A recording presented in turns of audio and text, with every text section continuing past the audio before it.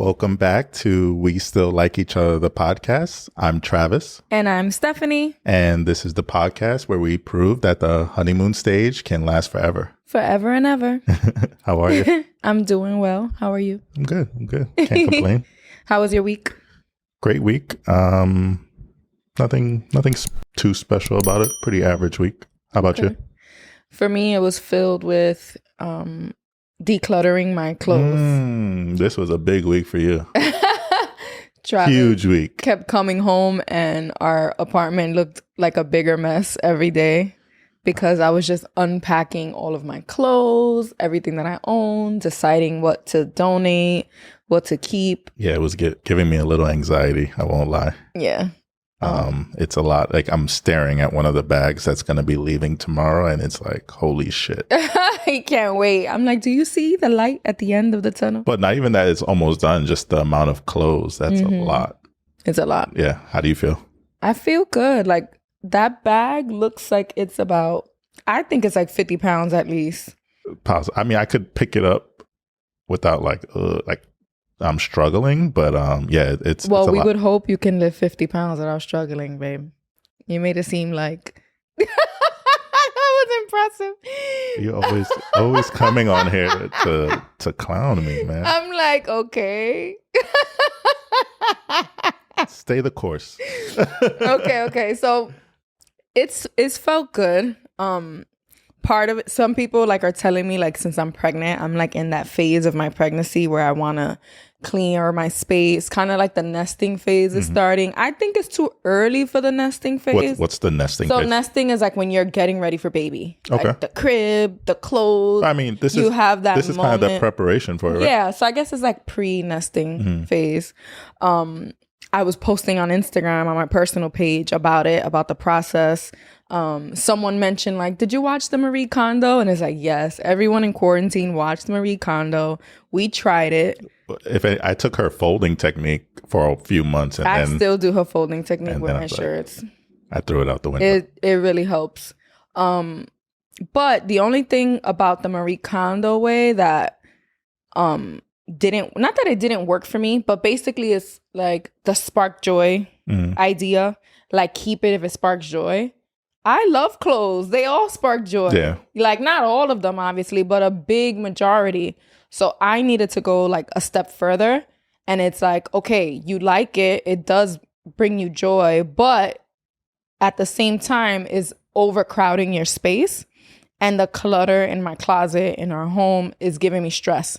So is it worth it? It's tough when you're into fashion, right? Yeah. Because you kind of need options. It's not someone who wears clothes purely for the functionality isn't really thinking, oh, but I got to wear this with this combo and this. They're just like, am I warm? Am I cool? Am I dry? Yeah. That's not the case for you or us. Yeah. And what I've been saying, like I was having a conversation with a couple of people, is like having less and still being able to enjoy fashion, right? So what I did was with like jeans, I kept the basics, right?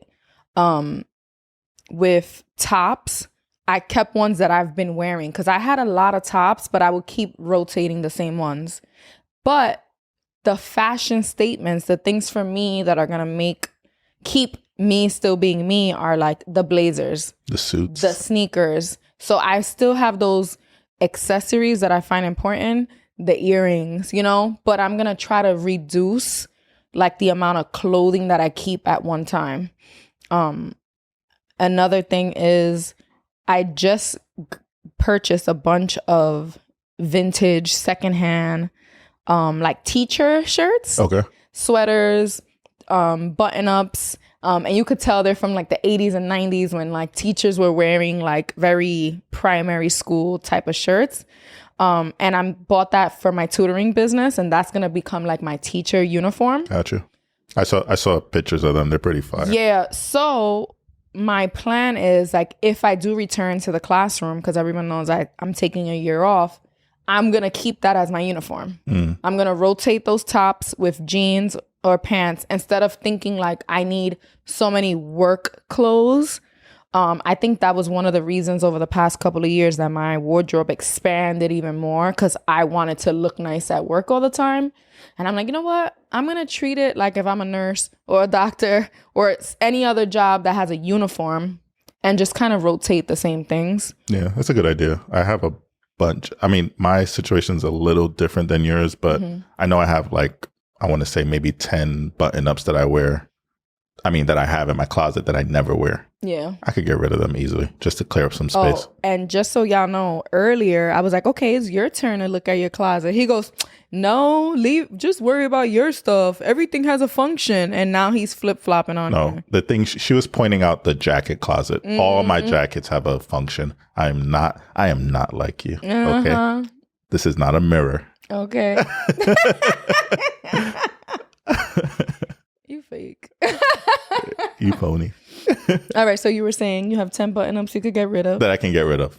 Just thinking about it, because I'm in the office 3 days a week now. There's like, I easily have over 5 shirts that I really like that I can rotate. We do laundry once a week. It's true. I'm telling you, you should get a jacket, a zip up like fleece with the company logo. And then you could literally just wear like a t-shirt underneath and wear that company thing on top. I'll consider it. Right? Got to work the system. Yeah. And also another topic that kind of came up in my decluttering situation is like our emotional connection to what we're wearing in the moment and not so much the moment, right? Okay. Explain. So like, for example, if you get invited to an event, like let's say a baby shower, and if we're from New York and our culture, baby showers aren't just for women. They're like Gucci button up. They're like these big events with like catered photographers, DJs. We've all been to more baby showers than weddings. Yeah. They're like big events. And when you think about it, people spend money to look fly for your baby shower, right? And then they get you like a gift, right? But imagine if all the people who spend all that money on outfits trying to look fly instead bought the baby a nicer gift or saved that money for something else. Like, I wish we could gather together more without so much emphasis on looking fly. And I feel like that ties in with our money goals and stuff like that. Like, I want to enjoy the moment and not feel like, oh, but I need to buy this outfit for that day. I want to feel more comfortable repeating dress up clothes. Like, for example, I have this black dress I wore for my mom's 50th birthday. And it's like, I want to wear that black dress again. Like, why do I have to only wear it one time? We are definitely not in the tax bracket that can be saying one and done. We're not. But like in our culture and a lot of the people in our community, that's what it is. Yeah. Or I posted on Instagram, you'll never see another picture of me in the same piece outfit, or yeah. Even the other day I wore this like stupid dress and I like posted a little story on Instagram, and then I was like, don't judge me if you see me wearing it again. But what the hell? Like, why do I have to give that disclaimer? Yeah, I'm mindful of that. And like, even I'm wearing these red shorts. I've wore them on the podcast before. And it crossed your mind, It though, definitely right? crossed my mind. Like, oh, fuck, they're going to think I'm dirty. Oh, God. They don't think I got it like that. And everyone knows I got it. No, I don't have it like that. But yeah, it's going to eventually reach a point, and we're going to be doing this so long. You're going to see this exact same combo on episode 59. Yeah. You know what I'm saying? So it's deprogramming. Like, we're so conditioned to have so much what's the word, like emphasis on our clothes and judgment. It's like poor people shit too, right? Yeah. Yep. Because rich people don't be giving a fuck. They don't give a fuck. Look how Mark Zuckerberg dressed. White t-shirt, some dingy looking sneakers, and one of the wealthiest people in the world. But it's just it's something as old as time. Like, we look like we got it, but we don't. People barely paying their Con Ed on time. Yeah. And luckily that's not our case, but it's a very big problem in our community. And we could be in a much better place financially as well. Yeah. Just because, I mean, I like to say that, we do need to praise our wins. Yeah. But yeah, we can always be better and acknowledge our losses, our mistakes. But I feel like if we keep trying and we stick to this path of having less, just owning less, is better for the planet, we'll see how that's going to impact our money. Yeah. We'll notice a difference. It's only been like 2 or 3 weeks since we've kind of like made this very conscious decision with money. And I'm already seeing the difference, because it would be like every few days I'm checking the credit cards and it's like, it's going up, it's going up, it's going up. And it's like kind of weird. Like a whole week goes by and all of the cards stay the same balance. I'm like, oh, this is. It's like a little embarrassing even hearing that, but it's like it's the true truth. Though. And it's not just, me dabbling with the sneaker reselling. Like I've even like been more strategic with that. Like this is going to be sold for profit. It's not one of those things where I get it in my size, look at it. I'm like, oh, let me keep it. Yeah. Mm-hmm. Like I didn't even tell you, but I ordered a sneaker this week for a resale and it's a size 11. See how you don't be telling me shit? No, I'm kidding. I'm kidding. But yeah, that's definitely coming in and going out, all profit. Yeah. And I want to be like that more. Yeah, more definitely. than not. All right. So today is a big day in our country, especially for our city. Oh, hell yeah. So trigger warning, we are going to just have a brief little discussion about September 11th. Yeah. Yeah, so today we tried to start that new Netflix series on September 11th. We got about, I want to say 15 minutes in.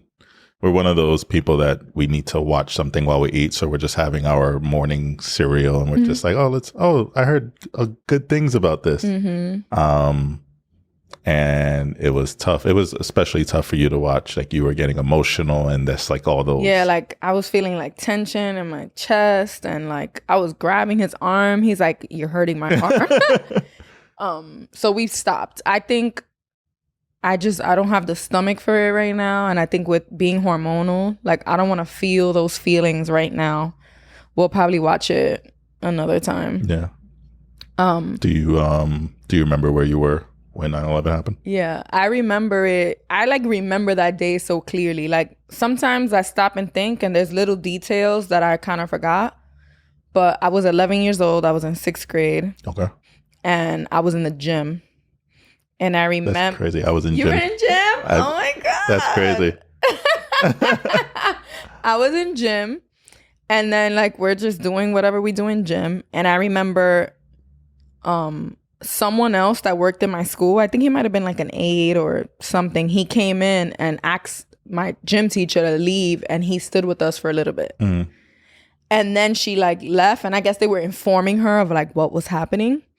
So then she came back and was you could tell she was shaken up, but didn't really want to say what happened. And she kind of told us there was an accident or whatever. So then right after gym, we went to class, but then the phones would not stop ringing. People were coming to pick up their kids from school. And at that age, I wasn't concerned. It was more so oh shit, we get to go home early, right? But then my mom worked at a school at the time. So I was I'm going to be the last one here because she can't leave her school job. And I'm the eldest and all my younger siblings were in elementary school where my mother worked. I was the only one in middle school at a different school.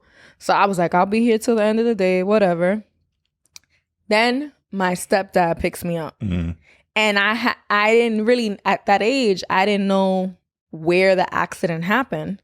So my stepdad picked me up and he works. And it was early in it was 11 o'clock in the morning when he picked me up, maybe a little earlier than that. Mm-hmm. He works right across the street from the World Trade Center. And my dad's a type, he has not a nosy bone in his body. He just worries about himself. So he said that they literally saw the first plane crash because it was a construction site. And while all his coworkers were going upstairs to look at what was happening, he was coming down and got on the train instantly. He didn't even something just told him to just go home. Dip. He made it on the train and everything. And the trains that day people were walking home, taking hours and hours crossing bridges. He booked it. He literally left before the second plane hit, wow. That fast. Wow. And he picked me up. So I wasn't that worried at the time because I wasn't making the connection of like where things were. But yeah, then we went home and just watched the news all day. And I wasn't as, concerned as I thought. Like now looking back, I'm like, I was so naive to what was going on. Yeah. How about you? So I was in 8th grade, right? Okay. I was in gym, which is crazy. And I remember that they took us out of gym and brought everyone down to the cafeteria. Mm-hmm. And I think I might have known what happened, but the severity of it wasn't hitting me. It wasn't like, oh my God, this is in major for America or anything like that. Mm-hmm. But what I do know, what started to worry was that my mom worked in the city. Mm. At that time, I couldn't like the geographical location of where she located in comparison to the trace, and I didn't. It was just like she's in the city, she's in danger. Mm. So I started to have like a little anxiety about that. Mm-hmm. But then I was also thinking like, or I'm starting to see a lot of my classmates get picked up. Mm. I'm like, who the fuck is gonna pick me up? Like that's what I'm thinking. I'm like, who could pick me up? My dad's a correctional officer. He's on Rikers Island. And then eventually my aunt, who lived on the same block as me, and she's a stay-at-home mom. She must have got my cousin first and then came and got me. Mm-hmm. So then I got home, I was one of the kids that got picked up. What do you think parents were thinking? Like, why were they picking us up from school? I think they were thinking that it was going to be more than just 2 planes, that it was like, this is war or something. Oh my God. So imagine as a parent, you're worried like what, your kid's school could accidentally blow up? Or just, it's that peace of mind. Like being together. If shit hits the fan and like there's craziness going on in the world, I'd be a little calmer knowing, all right, Stephanie's here, Eli's here, River's here. God. I feel better, whatever's to come, at least we're together, rather than, Yeah. All right, go ahead. Finish your story. I'm sorry. But yeah, that's the end of my story. Luckily, my mom was safe. She made it home. Mm-hmm. I think she had to walk a lot. Like, I think, if I'm not mistaken, I believe she crossed the bridge like on foot. Mm. My father, luckily, everyone that I knew was safe. Yeah. I had a friend whose uncle unfortunately passed away. Yeah. Or was killed in the towers. Mm-hmm. So that hit her hard, and it was just, it was real heavy for the next couple weeks, months. At our school, they had us talking about it, how we felt about it. So they were trying to like, help us with the grieving and just the overall sadness.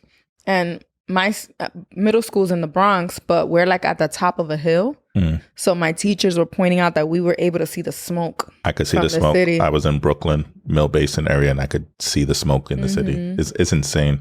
Like in the gym, I saw the smoke. Mm-hmm. Crazy. Insanity. I think it's pretty not funny, but 20 years later, we're finally pulling out of Afghanistan, which is 9/11 was the reason that we went there in the first place. So it's kind of like a full circle moment. Yeah. I try to put myself like, what if something like that happened now as adults? Like, I feel like I'd become so stressed. Like, I wouldn't want to leave the house. Yeah. Like, I couldn't imagine it, especially the state of the world now, like dealing with COVID, the division with like anti-vaxxers versus vaxxers, just all of that. And then pulling out of Afghanistan. If something like that happened right now, I literally don't know what I would do with myself. I wouldn't want you going into the city to go to work. Like, we'd be on panic mode, which is no way to live. Like, I know my dad just picked up and went back to work. We all went to school, like life as normal, but that was major. Yeah. Super major. Yeah. Well, 20 years later. 20 years later, and let's hope that we never have to see anything like that in our lifetime, or our children have to see anything like that in their lifetime. Absolutely. All right. You ready to move on? Yeah. Let's shake that off. Let's shake it off. So we have an also y'all can relate story today. Okay. And it's titled, Should Family Always Come First? Family. Family, and we mean before your relationships. Okay. Right? Which is different because I say, like, I'm your wife, like, I'm your family. But it didn't start off that way. Yeah. So it depends. Like, a lot of people, like, once you're married, it becomes your primary family. Mm-hmm. But I also feel like without marriage, there's certain relationships that grow to the point that that's your family as well, you know? So it's tricky, but let's get into the story. So I've been with my boyfriend for 5 years. I moved in pretty quickly within the year. It's just been the two of us all this time. Now his grandmother is sick and needs an extra hand. He wants to move in with her. She lives in the city and we're in the Bronx, and I don't know how to feel. So I clarified, like, will you be moving in with him as well? And she said yes. Both of them would be moving in with the grandma. So my advice was weigh the pros and cons, right? So, you know, with a sick grandma, it's hard to say no. But it's okay to set like clear boundaries about space, about alone time, how long you're expected to stay there. Is it until she's better, or is she really close to her resting time? You know, I don't know the situation. And are there alternatives? Could they get a full-time home attendant for them instead, or maybe a part-time home attendant and they supplement, and it's not like we're moving in. But thinking about money, I'm like, is there a financial incentive to this? If you're moving in with the grandma, rent, money, like, could you make a financial plan? All of those things. So those are things to consider. Which she responds, I should add that we would be her home attendants. Okay, so there is a financial incentive there because they'll be getting paid to do that. But even if they weren't getting paid to do that, they'd be saving money on their own rent. Yeah, and getting a little check. And now getting a check for being her home attendant, because they would get certified. And there are programs like that now where a family member could take care of you versus like hiring someone from out. Also, the family dynamic is feisty as fuck. Her two sons want to help, but they don't want to make the sacrifices necessary. Grandma has a speech impediment and it makes it difficult for her to communicate. We have to sit down and have those discussions and speak to the rest of the family. What do you think? There's a lot. Okay. First, I would be curious about the space. Mm-hmm. Like, it's a lot going from having your own apartment to living in a room. We did it for a short amount of time when we lived with your dad for a bit. And it was an adjustment. We had a huge apartment and we literally went to having about a room and a half between us and our son. So I'd be curious about the space. And then you said setting boundaries. What type of boundaries do you mean? Like, oh, between these hours is leave us alone? Well, no, because I feel like when someone's sick, unexpected things could happen. Yeah. But more so, you must be conscious of the fact that we need to now make a more conscious effort to have alone time. Yeah. And the fact let's say we're losing all of this space, we need to work harder to maintain our spark, you know, because taking care of anyone that's sick is going to be taxing on your mental health in general, you know? So those type of boundaries, maybe not hours, but maybe, we must schedule date nights. Yeah. What? I'm going to say the asshole thing here. I don't feel like I would do it. Okay. I'm all here. I'm all about family to an extent. I do think there needs to be that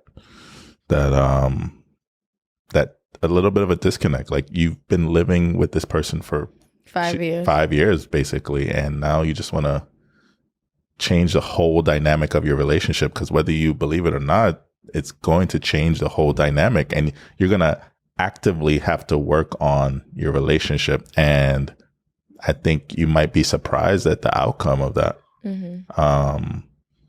Bringing it back to us, you there was a time where you were working 2 jobs and in school. Mm-hmm. And that was how I knew you. You work a lot and you go to school, and then we have our time together, maybe on the weekends or whatever. And then there was this moment, maybe a year or 2 ago, mm-hmm. that you were like, I wonder if you're still going to like me because I'm going to be home more. I'm going to be home. This is like, you're really going to have me now. Like, mm-hmm. Are you going to be able to accept that? Like, are we still going to like each other? And then we've mentioned this in the previous podcast, but then quarantine happened and it was like, all right, let's see if you guys like each other. Yep. And luckily we made it out. Luckily we made it out stronger than ever. So I do hope that's mm-hmm. the case for them. Yeah. But it's also, you have to be very conscious of what you're walking into. It's not as simple as, oh, grandma needs help. Yeah. Because this could be a detriment to them if not maneuvered properly. Yeah, definitely. But there's so many factors that is going to play into the decision. The finances, right? That's the biggest one. Honestly, you might be a little hesitant to get a home attendant, right? Because that means this person that you don't know is now going to have full access to your sickly grandma with a speech impediment. So there's that factor of wanting to protect her, wanting to guard her. There's the issues of the other sons that want to help, but not really. So then my final piece of advice to her, since she said, we would have to speak with the rest of the family, I was like, weigh out the options for you and your partner, independent of the rest of the family's opinions. Because people have a lot to say, then disappear in a few weeks anyway. So make the decision solely on what's best for your relationship. The value of this time with his grandma, the sacrifices you are willing to make, and the boundaries you're really willing to make. Then you fill in the family after. Like once you've decided and this is what we're doing, then you tell the family where they fall on to get in line. Yeah. I think that's great advice. I will say home attendants, although there can be terrible home attendants, there are some great ones. My grandmother has a home attendant and she's like a friend to her. Yeah. So there aren't all horror stories. Yeah. My grandmother Claire on my father's side, rest in peace. She was in a home towards the end of her life. Mm-hmm. And, she had a lot going on, dementia, Alzheimer's. But I do feel like that was the better case for her than than having a home attendant. So it does depend on what their status is. Yeah. So it's easy for me to say, oh, no, I wouldn't do it. But I don't know. There's so many layers. Yeah, there's a lot of layers there. I will just say, like I say with everything, communicate, because you can go into this thinking, oh, this is going to be great. And then a couple months in, you hating your relationship. And, they're still boyfriend and girlfriend, but 5 years living together, don't be afraid to stand your ground and put your foot down and be honest about what you want. Just because it's his family and his grandmother, like I've been here with you every day for 5 years. So your opinion is very important too. This reminds me, like I always wonder, I've never had a relationship with elderly people. So my mom lost her parents when I was only 5. So I don't remember them at all. And then my biological father's side, I have no relationship with. His mom does live in the Bronx, but since I don't have a relationship with him, we've never had like a strong relationship. When I was a kid, I saw her like around the holidays, and that's about it. And then I've always wondered like what that's like that losing grandparents, like people who lose their grandparents in middle school or high school, those feelings, those emotions. I'm like, I don't have an emotional bond to any like elderly person. Yeah. You got me thinking about, so I have had those relationships. Mm-hmm. I was even lucky enough to know my great grandmother. So my grandma Sheila's mother. And she used to call me and my brother grandpa. It was a joke between us. And I remember when she passed away. And then I remember when my father's mother passed away. And it's just, you I definitely don't want our children to take their grandparents for granted, because I did. Shit, I feel like I might still. No. Yeah, y'all got me reflecting here. But yeah, it's tough. It's tough losing anyone that you have memories with, especially happy ones. Mm-hmm. Yeah. And I always tell my mom, like, we're gonna be in the nursing home together, because she had me at 19, so I'm like, we're both gonna be old at the same time. Yeah. And that's I imagine that's how my grandma Sheila and her mother were. They were closer in age. Yeah. All right. So the last part of today's episode, we're going to answer some questions that were posed to us on our Instagram page. We still like each other. And we kind of have a list of 12 questions. And in the beginning, the first ones are going to go by a little quicker. And then, yeah. So the first one made sense. What drove us to start a podcast? So do you want to lead this, or you want me to lead it? I feel like we definitely answered this on episode 1. Okay. I do. If you guys love some tea. Yeah, the episode 1's full of tea. But basically, you're my best friend. Mm-hmm. All we do is have conversations. We'll see something. We'll be mid maybe like a YouTube video, and it'll say something profound, and like, wait, pause it, and then we'll unpack it. Yeah, that's just what we do. That's just how we work. So it only felt natural to, all right, let's do this on a larger scale. Let's give it to the people a little inside look on the type of conversations that we have. I was reflecting on this question because those are the reasons why so it was my idea. Like, I brought it up. And when I brought it up, that all makes sense. Like, okay, we can have these discussions that are engaging because we have them on our own all the time. So that was like okay, this makes sense. But then I was reflecting on what made me even bring it up. Okay. And I feel like subconsciously, without even realizing it, I felt like it was something that you would enjoy in the sense of like the technical aspects, the audio, the visual, the getting better at those types of things. Like, and week by week, like, you're getting so much better at all of these skills. And these are all things people like go to classes for, and you're self-teaching. And honestly, it makes me really happy. Like, I love seeing you in your element and like getting all of this done. So I don't know. I feel like it's a way for us to connect. It's like therapy a little bit for us, work on something together, and you're developing this skill. And I'm just so happy that we decided to do it. I never thought that's, the angle that you approached it on. That makes me happy. Mm-hmm. But yeah, I never thought about that way. But you do know that when we're sitting down, maybe watching something that we previously uploaded, and I'm just like, oh man, look at the quality.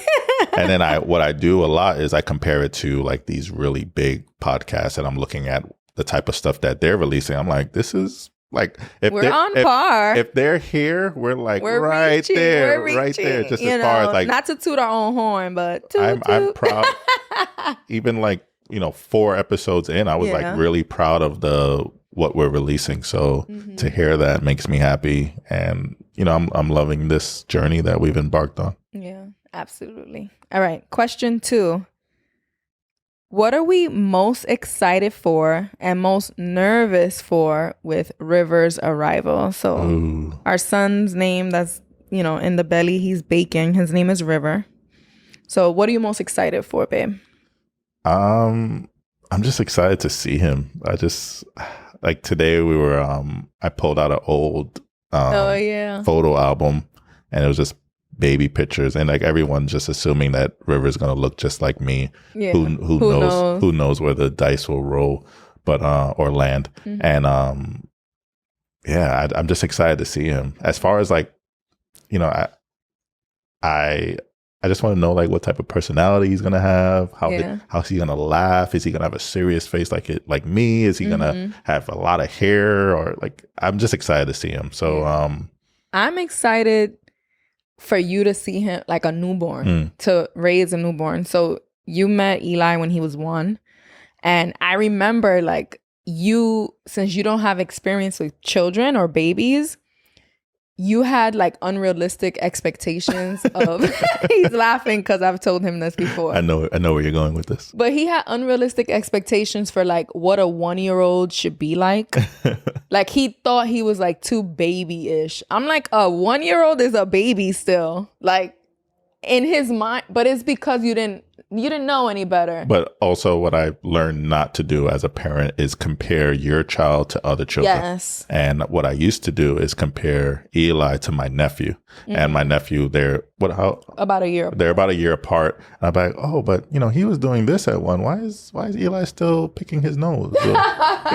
Something silly. And so I would compare them a lot. Mm-hmm. And then I've learned that every kid goes on their progression at their own pace. Mm-hmm. And hopefully it's a pretty normal pace and it's not something to be concerned about. Uh-huh. Luckily for us, that wasn't the case with Eli. He was doing things at his own pace. And mm-hmm. But I feel like when now seeing a baby from birth to 1, you'll be like, oh, yeah, okay. Yeah. Of course. And it's like my baby. It's not, because I've seen my nephew, both my nephews and my little brother. I was there when they were born. But it's not the same. Not the same because it's just like, oh, okay, here you go. Here you go. A little shake, take a picture, pass them back. Did you change diapers for your nephews? Yeah, but I probably could count on one hand how many times I did it. Okay. Not like I was changing them for Eli. Yeah, he changed Eli's diapers. Yeah. Mm-hmm. And those toddler poops, they like grown man poops. Yeah. What was the second part of that question? What are you most nervous about? I'm not really nervous. I hope he's just like a good sleeper. Okay. I hope he doesn't Eli was a good sleeper. Yeah, Eli's an amazing sleeper. He's always been. I was praising his sleeping skills when I was having a conversation with a coworker this week. So I'm hoping that's genetics passed down by you and we could keep that going. But I'm not really nervous. I'm mostly excited and I'm ready to embark on this journey. Mm-hmm. Being, a party of 4 now. It's going to be cool. Yeah, I'm excited about that too. Are you nervous about anything?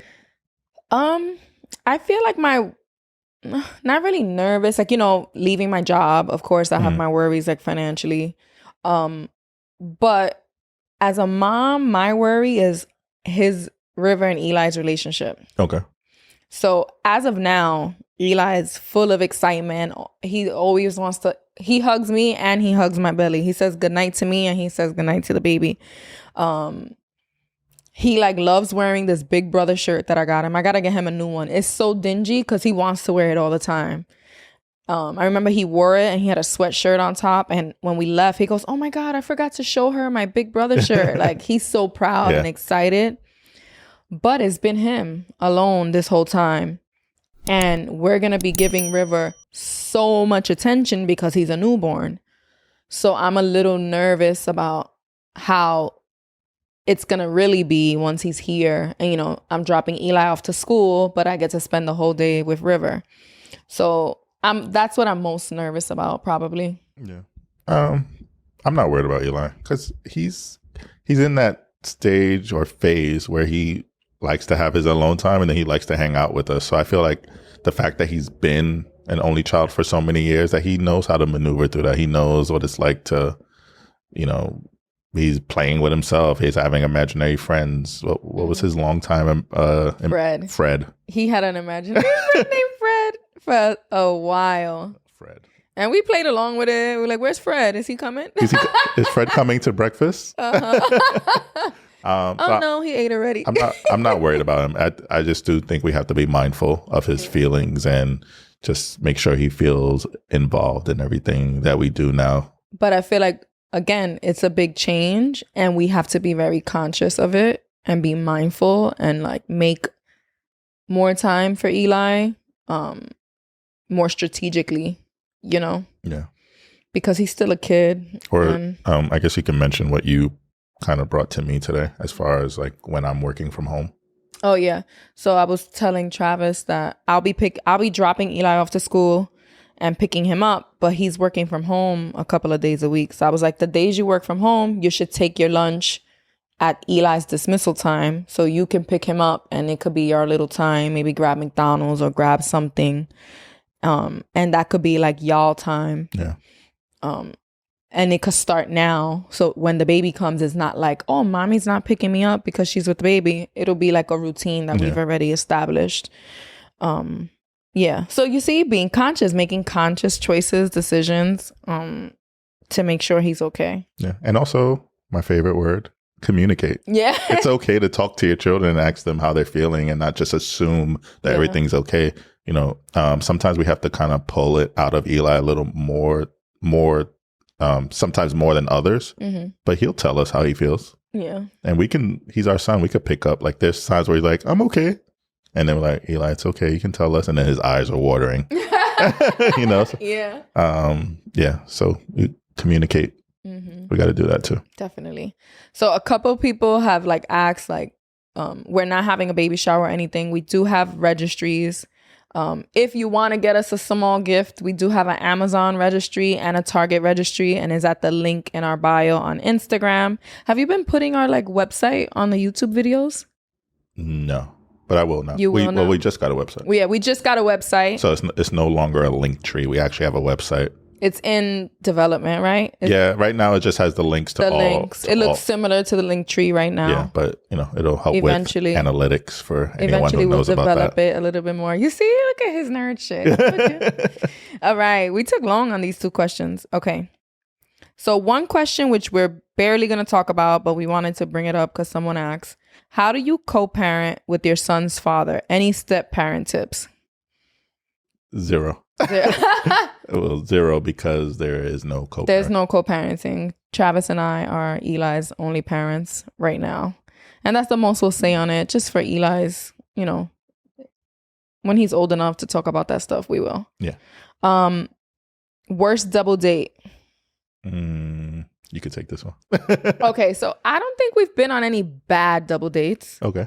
But what came to mind recently, so one of our good friends, married couple, they're separating. Yeah. Drake tears. I know, it's so sad. But you know, it's for the best. Yeah. But one night we were gonna go have dinner with my friend, the female in the relationship. And we're like, all right, cool, we're gonna have dinner. Travis and Eli were coming. She was bringing her son. And then when we're like on our way out, she's like, oh, my partner is coming. Or my soon to be ex-husband is coming with us. And he's our friend as well. But we hadn't all discussed the separation yet. Like, we knew because she told us. But like, it was going to be the first time we were all together knowing that they were separating. So Travis and I were like, what the fuck? Oh my God, this is going to be awkward. This is the worst. Like, why didn't she tell us? Yeah, I was sweating the whole time. We were sweating. But then it would turn out to be an amazing dinner. Amazing. And it was totally fine. It's, people can break up on good terms. Yeah, they were so regular about it, doing their best. So we didn't feel awkward, if anything. Yeah. It goes to show you that, you know, there's healthy ways to separate. Yes. It doesn't always have to be like, fuck you. Exactly. It was like the best dinner ever. But that was like what came to mind.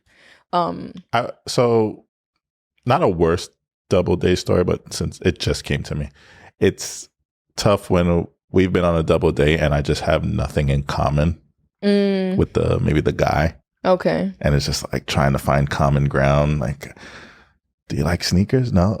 Oh, no, I don't really watch football. Oh, okay. I guess we're just going to drink this beer and get through it. You don't really watch football. Yeah. I'm just, I'm saying how the conversations may go. Okay. So it's always tough when you go on a double date and you don't have any common ground. That's that. But I wouldn't say it's like it makes it terrible. It's just it takes a little more work. Yeah. And it must be also weird. Like, let's say the girls are friends, but then the guys are like, or vice versa. The guys are super cool, but then the girls could barely talk about anything. Yeah. So did you get your period this week? It's like, what do we talk about? Yeah. I always, you know what else? I subconsciously, I'm like nervous about on double dates. Like, I hate like comparing. I don't like to compare myself to other couples, and I'm hoping the other couple isn't doing the same. Like, we're very affectionate and PDA, and I'm like, I hope this doesn't make them uncomfortable. I feel like that has happened to us where we're out at dinner and we're just kind of like, you'll see us like almost like morphed into one human, and we're that close, and we're just talking like we normally do, and then you could like the body language between the other couple is just like, I mean, you know, we've been together, and that's fine because some people just aren't as affectionate, and maybe at least not in public. But I'm like, I hope they're not going to go fight about it later. Like, oh, do you see how Travis and Stephanie hold each other? Like, why can't we be more like, you know, like I've always hoped that that's not happening. But yeah. All right. Oh, one more thing on that. Okay, go ahead. Is when it comes time to pay. Oh. I'm always, because we're the type that, well, like the friend we just talked about, the one that's separating, we'll go out with them, and then we're like, no, we'll pay for it. Mm-hmm. And vice versa, they'll do that for us. And then you have people who are like, itemize their receipt, like, all right. But I do feel like if it's our first double date with someone, I think we should just split it evenly. Okay. Because our other good friends, we know we're going to go to dinner with them several times. So it's okay if we pay once, you pay once, I'll pay another. So I think the etiquette should be that first double date, we split it. Yeah, but even splitting it is evenly. Yeah, some people don't even want to do that. They'll be like, all right, I had this salad, I had a water, and a lemon. Yeah. That's what I'll pay for. I do try to be, like, I love just splitting the bill. But I'm also a big foodie. So if I notice I'm getting 2 appetizers and I'm like, want to get something extra, when it comes time to the bill, I'll be like, oh, we could split it, but I'll put extra for this, or I'll cover this much of the tip. Because I know that I tend to order what I want to eat. Like, that's just me. If I go out to eat, I want to enjoy it. Yeah. So I am conscious of that. Yeah. All right. Our religious beliefs. So my grandmother that I mentioned earlier, the one that passed away, was very heavy into church, pulled me to church every Sunday. I went to Trinity Catholic Church downtown. Manhattan, Wall Street. I'm sure in that photo album I pulled out, there's a few pictures of me in a suit going to the church. But as I got older, it didn't last. It was just more so. So is that a Catholic church? It's a Catholic church. Okay. It was more so to please her and what she wanted for her grandchildren. And I feel like I'm more of a spiritual person than I am a religious person. Okay. What do you mean by spiritual? I think there's something out there. I don't know if I necessarily believe there's like a word for that, but I don't know what it is. So like, it's like you believe in a higher power, but you don't necessarily believe in like religion. Yeah. And so like a God. Yeah, I think there's a lot of hypocrites when it comes to religion. Like, especially with how religion has treated people of the who are a part of the LGBTQ. Like, there's a lot of things I can't get on board with. I know in 2021 it doesn't look like that for all places of worship, but it's definitely put a bad taste in my mouth. Yeah, agnostic is the word. Agnostic. So it's like not sure in the existence of a higher power either way. Believe in a God, but not one which has been revealed and is only observable in nature generally, not from a supernatural observance. So like, I don't know. I don't put much thought into it. Yeah. I'm a good person. I'm a kind person because I think it's the right thing to do. It makes me feel good to be kind to people. I'm not, there's some people who are like, what would Jesus do? Like, that's the only reason you're a kind person right now. Yeah. Not just because it's natural to you. I remember this one time I was in Target and I was with my girlfriend at the time, and we had a few things in the cart, and there was this couple in front of us who kind of lingered near us, and when it was time for me to pay, they kind of went in and said, no, we'll take care of it. And we're like, what the fuck is going on? And I was kind of like just stunned, and my girlfriend was stunned, and they paid for it and walked away pretty quickly. We're still getting our bags, and I'm looking at her, she's looking at me, and we're like, what the fuck is going on? And I'm like, should we go catch up to them? So we run up, catch them in the parking lot. I'm like, hey, I just wanted to say thank you. I was just really, kind of baffled back there. And they go, oh, no worries. It's the Christian thing to do. Have a great day. And I'm like, okay. Yeah, I've heard people who do that. Like they'll do deeds, like pay for someone's coffee or like whatever, just to like spread kindness. And I could get with that because I feel like it's contagious, like I'm sure you probably did something extra nice for somebody that week, that day, just because you kind of felt compelled to from that moment. Yeah. I guess seeing it from that standpoint, it's like if religion makes the world a better place, I'm here for it, but it's the other stuff that I don't like the Bible says it's bad, everyone who's gay is going to hell, or if you do this, like everyone would be, or like the way it was used to control people, especially slaves. Yeah. And like I know that in Africa before it was colonized, like people had their own types of connection to spirituality or whatever, and then when they were enslaved, they kind of were banned from practicing those things. So it's layered. I just feel like, my mom never went to church. Her family was Catholic.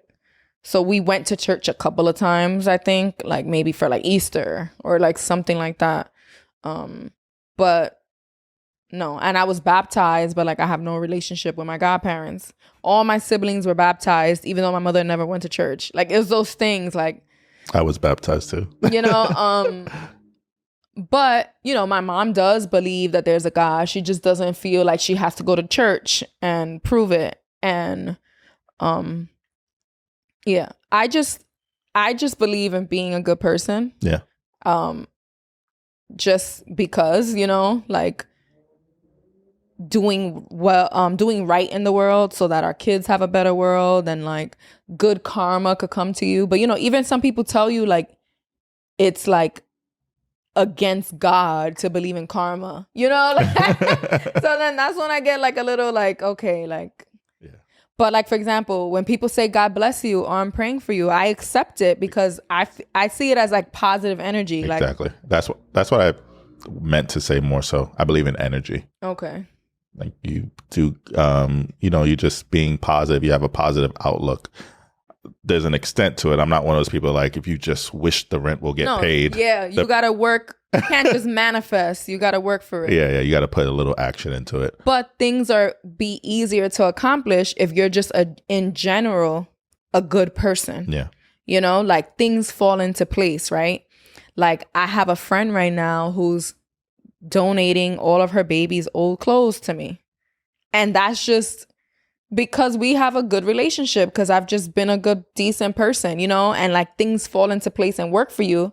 And how I said, I have my fears about not having a salaried job right now and having a new baby. But look how the universe, the world energies are like, it's all working out for me because I think I've just been a decent human being, But then there's some religious people that think I'm like, ooh, it's witchcraft if you think in energy and like, you know what I'm saying? That lasagna. Oh my God. Can we bring them in on the inside? Now we gotta tell them the lasagna joke. Go ahead, you tell them. So when I first got with Stephanie, I was enamored. I was like deep into it, and a lot of people didn't understand like what the hell is this girl doing to Travis that he's just like ready to uproot his life and this long-term relationship he was in, just making a lot of non-Travis like decisions. And there was this running joke that Stephanie like made me lasagna and put her little brujeria on it. Brujeria is like, another form of religion. It's like, it has a negative connotation and like people, it's like a stigma with Latinas that we like, somehow put a spell on men to love us. Yeah. And so they were saying, oh, Travis ate that lasagna. Ate the lasagna. Like I freaking put some witchcraft on him to love me. But yeah. All right, so we can move on from the religion one. Yeah. Are we bathroom buddies or is the bathroom private? We're definitely bathroom buddies. Definitely, yeah. I'm gonna tell your business. Oh God. So I think it was today. Steph was up pretty early because she had like a middle, like 3 a.m. craving, so she slept in a little late. So I was out in the living room just watching TV, and I get a call like, "Baby!" So I go to the bathroom, and it's just so she could. Oh God. Just so she could hug me while she peed.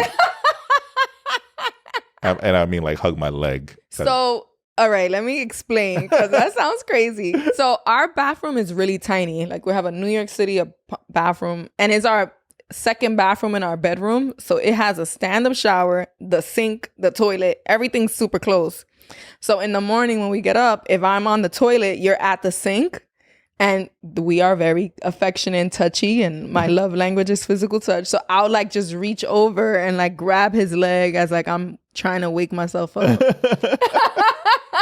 So this morning, since he was up way before me, when I went to pee, I'm like, babe. He's like, yeah. I'm like, I just want to hold you.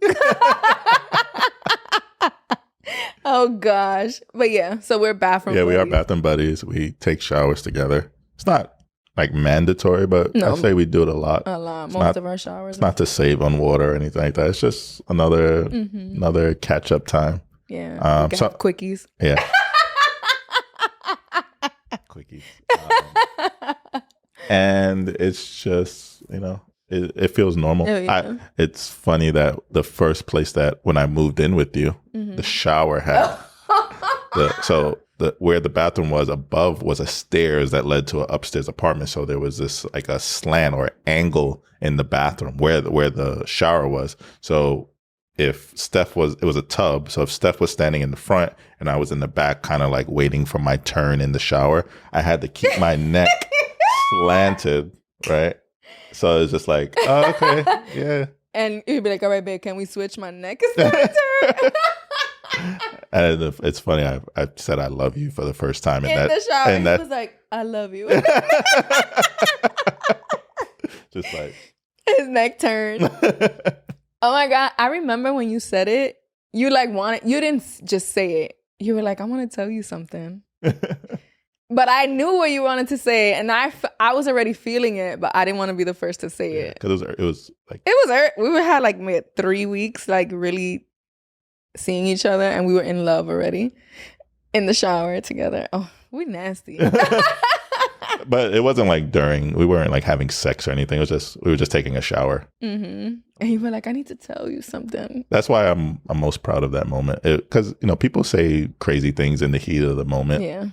I had a clear mind. It was definitely some post-nut clarity. Because, they always say if you're about to do something stupid as a man, go jerk off real quick. And then if you still want to do it. So I had that clarity. Okay. And I still wanted to tell you I was in love with you. So. All right. Next question. If we could live anywhere, where would it be? So I personally never want to be too far from the city. So I would say just like a suburb of New York, somewhere we could get to Manhattan or the Bronx within like 15, 20 minutes. Yeah. I'm a New Yorker. What about you? I agree that I'm a New Yorker. Mostly because I don't like driving that much, like all the time. Like I like the fact that things are close. Like I think about people who live in like places where any little thing they need to get in a car. Yeah. Like we have a fruit stand downstairs. We have the bodega. I have Rite Aid in walking distance. Like things that are just easy. And I could get in a train, a bus. Like I love that. I don't think I could live somewhere where everything was like a far drive. Yeah. But I kind of want space sometimes. I go back and forth.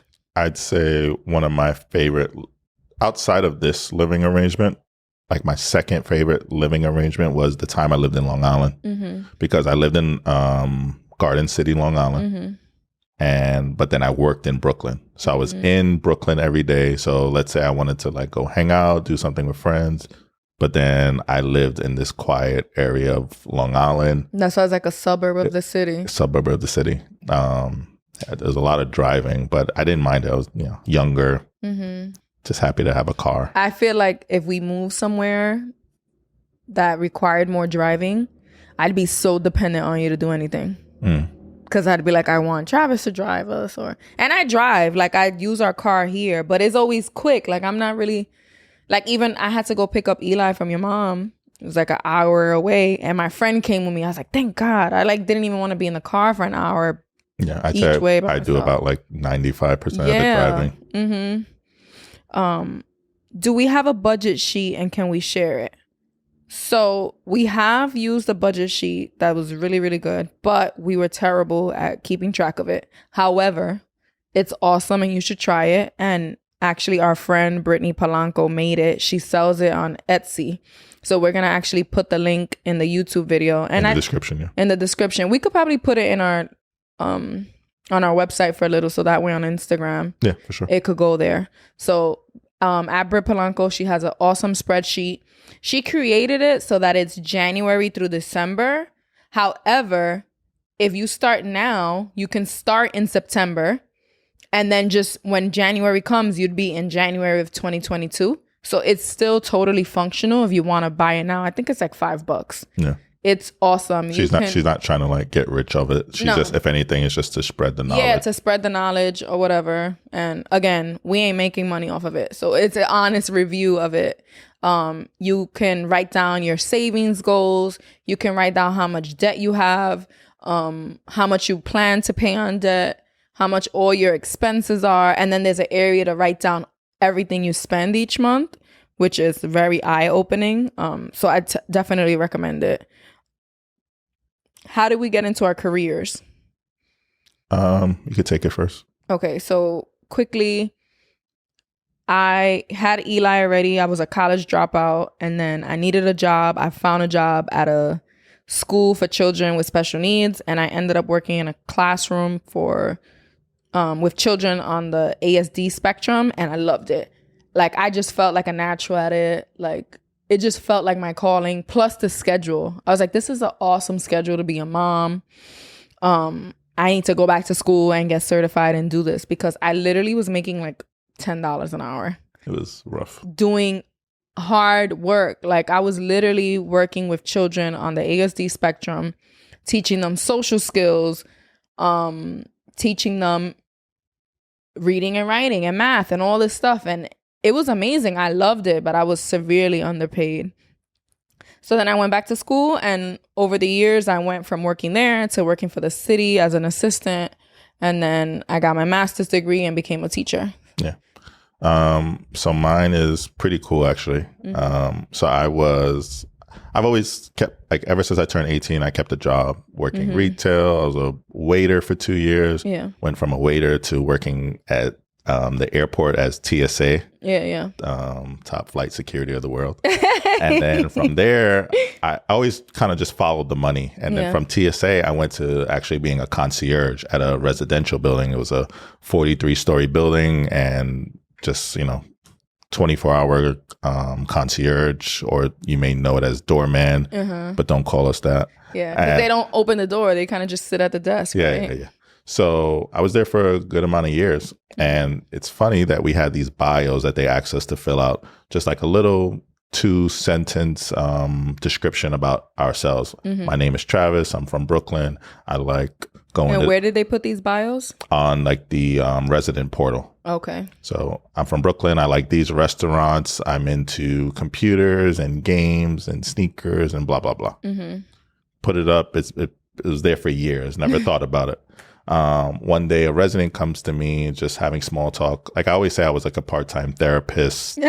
I've buttoned up dresses. I've done a lot of stuff for the residents. And then this one resident came up to me and says, "Oh, hey, what do you like about computers?" And we're just talking and just having regular conversation. And nothing even came from that conversation. He just went about his business. And then maybe like a week or two later, he came to me with a proposal about... I'm going to tell you what really happened, because his memory is messed up. Okay, go. Let me sit back. He told me about this conversation with the guy, like, oh, this just happened, this casual conversation. And I said, you need to email him, message him, something, and ask him how you could get your foot in the door. Worst thing he could do is not answer you or not have much to give you.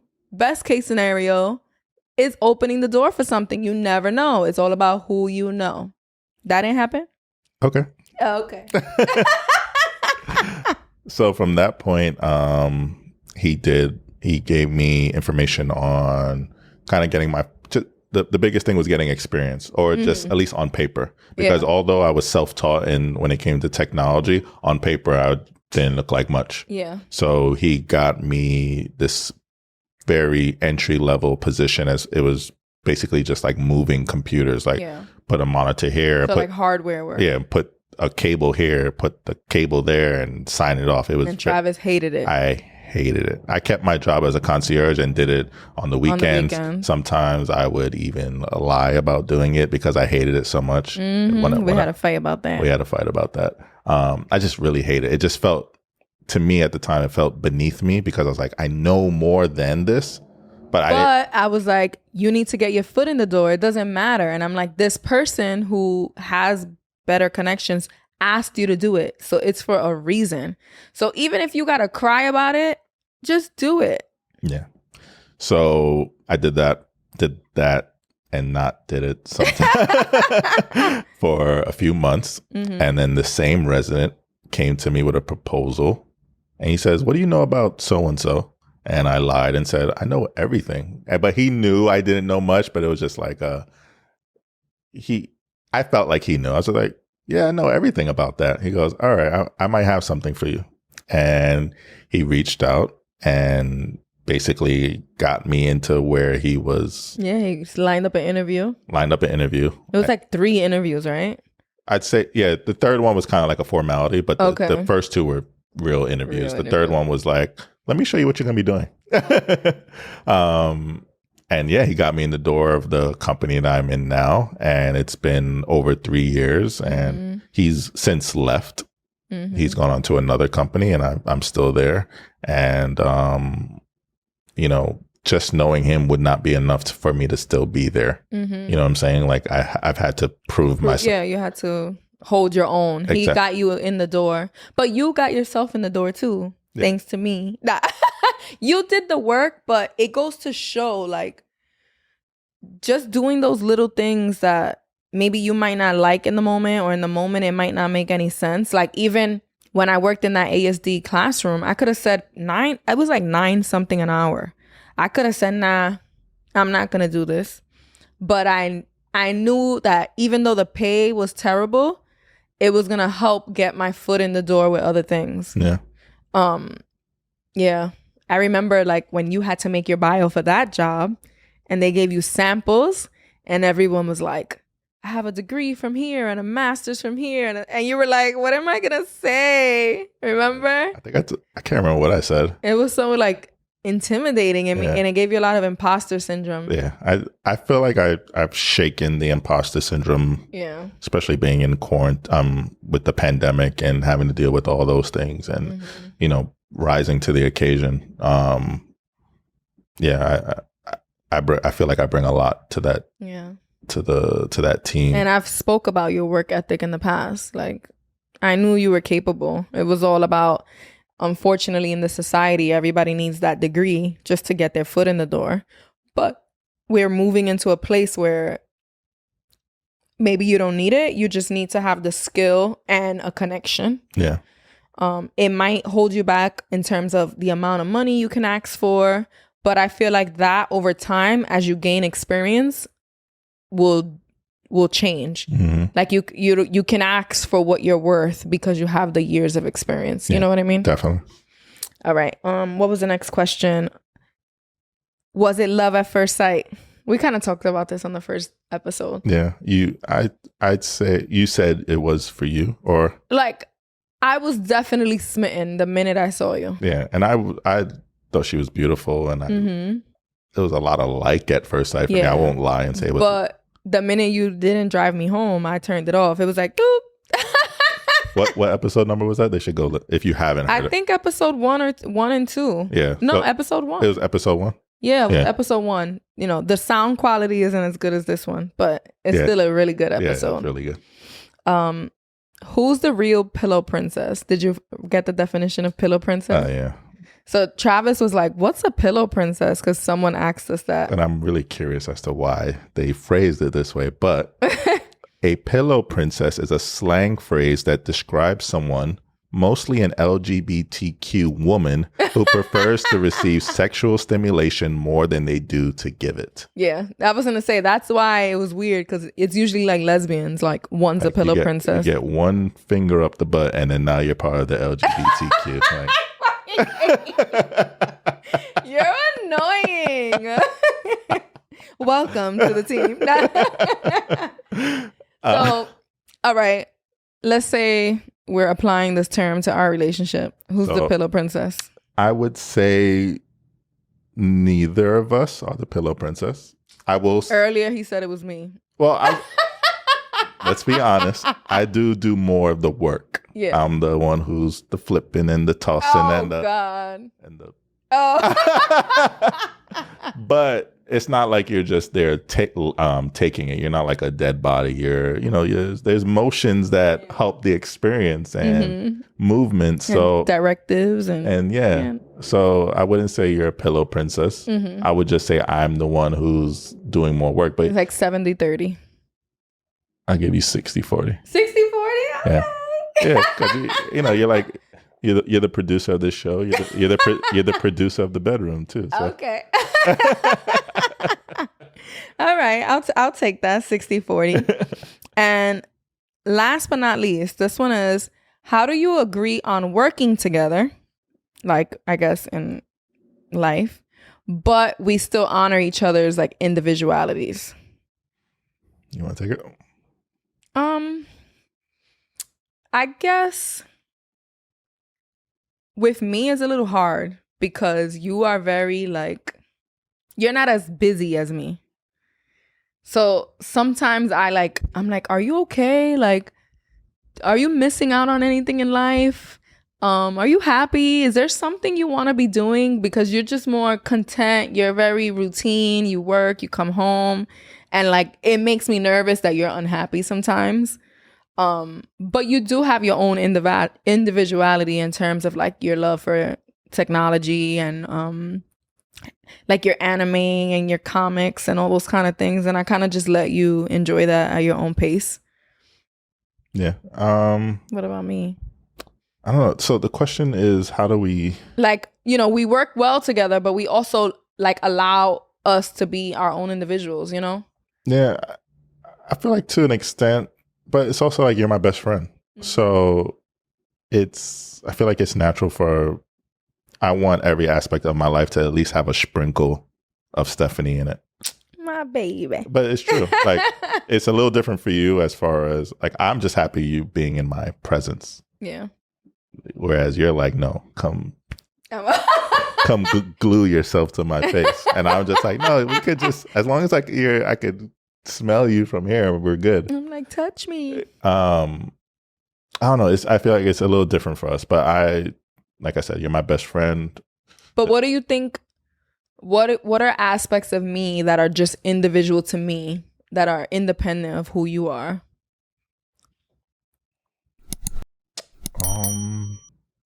I don't know. I feel like I'd be reaching. I feel like we're pretty intertwined in that sense. Mm-hmm. You've gone on trips without me. Mm-hmm.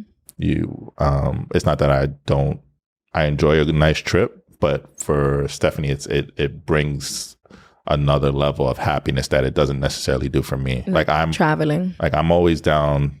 Let's go to a new country, but it's more so like, oh, what's the resorts like? Whereas Stephanie's like, well, we're gonna stay in the jungle for 2 days, and then we're gonna have to build a camp, and we're gonna cook on outside. And then for her, that's like, oh my god, I can't wait. And for me, I'm like, ugh. Yeah, I'm like a adventurous traveler. Like I want to hike, I want to sightsee, I want to eat authentic food, I want to eat street food. And you're more on the safe side and you only like chicken, so like street food makes you nervous and things like that. So I do feel like you do a good job at allowing me to enjoy travel independently of you. Yeah. Definitely. I feel like that's probably like the biggest difference. But I will say, like, I respect that I can't be a part of every conversation when it comes to your life. Yeah. There's times where we both do things without the other, and it's not the end of the world. Yeah. Like I do pole dancing. Yeah. But what I will say is that we do love to do things together more than not. And I think that's okay too. And even though every once in a while we do dabble in that individuality, it's not a necessity. It's not like we're doing it to escape each other. It's more so like, okay, this is just something that I want to do that you don't get to do. Yeah. And like, for example, in the summers, I don't work because I'm a teacher. So I'm doing a lot of activities while you're at work and you're not like salty about it. Sure. That's the end of our Q&A. Yeah. That's the end of our episode today. That was fun. Any last words? Baby. Daddy. Do you still like me? I still like you. Love you. I love you more. Bye. Peace.